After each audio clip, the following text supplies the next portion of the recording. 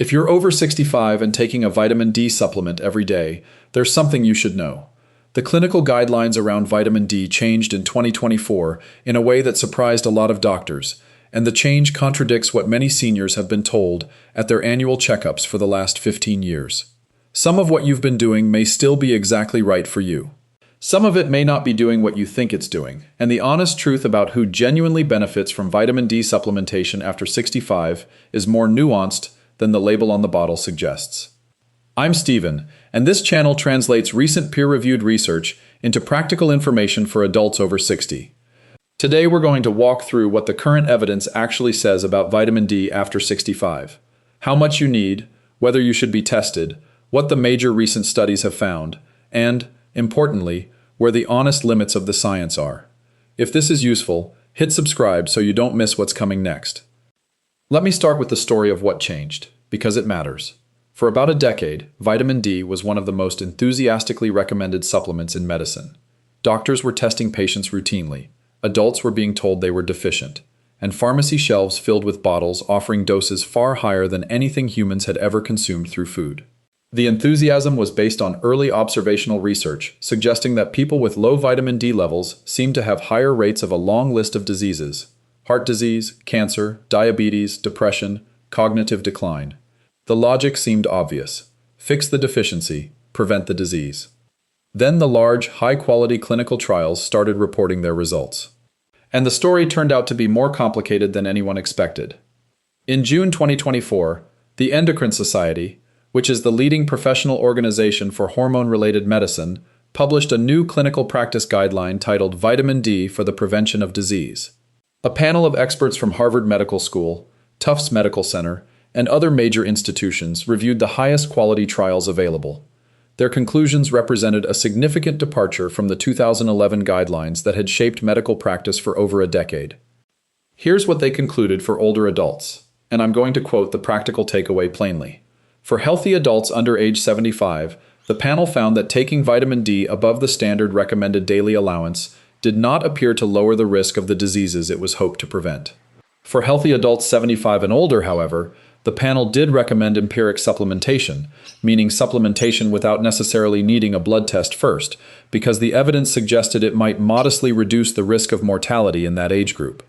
That's a genuinely important distinction, and it's one most people haven't heard. The current best evidence recommendation splits at age 75, not 65. If you're between 65 and 74 and you're generally healthy, the newest guideline is essentially saying that meeting the standard recommended intake through diet and modest supplementation is probably enough, and pushing much higher isn't likely to give you an additional benefit. If you're 75 or older, the calculation shifts slightly in favor of supplementation, based on some evidence of reduced mortality risk. The standard recommended intake set by the National Academy of Medicine is 600 international units per day for adults up to age 70, rising to 800 international units per day for adults over 70. That level was set to include intake from both food and supplements combined. Most people don't get that from diet alone, because there aren't many naturally rich food sources of vitamin D. Fatty fish like salmon and mackerel are the best sources, along with egg yolks and fortified milk. If your diet doesn't include much of that, a modest supplement is a reasonable way to meet the baseline. That's very different from taking 5,000 or 10,000 international units a day, which was fashionable for a while, and which the current evidence does not support for healthy adults. Now, I want to walk through what the research has actually found on the specific health outcomes that vitamin D was hoped to influence, because the details matter, and the picture is genuinely mixed. Let's start with falls and fractures, because this is one of the most important questions for adults over 65, and it's one where the evidence has meaningfully shifted. For years, vitamin D was recommended specifically as a fall prevention strategy. The idea was that vitamin D supports muscle function, and better muscle function means fewer falls. And falls in older adults are genuinely serious. Hip fractures in adults over 70 carry a mortality rate that some studies place near 20 to 30% within a year. So what does the newest research show? A 2023 meta-analysis published in the Annals of Geriatric Medicine and Research pooled data from 17 randomized controlled trials involving nearly 39,000 older adults. The pooled result found that vitamin D supplementation reduced the odds of having at least one fall by about 1%, a difference that was not statistically significant. That means Across nearly 40,000 people in high-quality trials, the researchers could not confidently say that vitamin D supplementation reduced fall risk in a meaningful way. A separate 2024 meta-analysis published in the Journal of General Internal Medicine looked specifically at fracture outcomes in over 71,000 elderly participants across 7 randomized trials. It found no significant difference in total fracture incidence between people taking vitamin D and those taking placebo. And in a finding that surprised many researchers, women in the vitamin D group actually showed a slightly elevated risk of hip fractures compared to placebo. The researchers were careful about the interpretation, but the finding is a real one, and it further undermines the once common recommendation of routine high-dose supplementation for fall prevention in older women. I want to be careful here, because this is a nuanced point. What these findings suggest is not that vitamin D is useless, but that adding more vitamin D to people who are already at reasonable levels does not appear to prevent falls or fractures in the way we once hoped. For people who are genuinely severely deficient, correcting that deficiency is still important. That's a different question from whether every 68-year-old should be taking a vitamin D pill every morning to prevent a hip fracture. The current evidence suggests the answer to that broader question is no. Let me address a few other outcomes briefly. The large VITAL trial, which followed nearly 26,000 adults over 5 years, found that vitamin D supplementation did not significantly reduce the risk of cancer overall, cardiovascular events, or cognitive decline. It did not prevent the diseases that early observational research had suggested it might. For some specific outcomes, like cancer mortality and longer follow-up analyses, there have been signals worth continuing to study, but the headline finding is that vitamin D is not the general-purpose disease preventer many people hoped it would be. The one area where the 2024 Endocrine Society Guideline did recommend supplementation for the general 75 and older population was based on evidence suggesting a modest reduction in overall mortality risk. That's a meaningful finding, but it's also a modest effect, and it's specific to people 75 and older, not younger seniors. So here's the practical picture as it stands right now.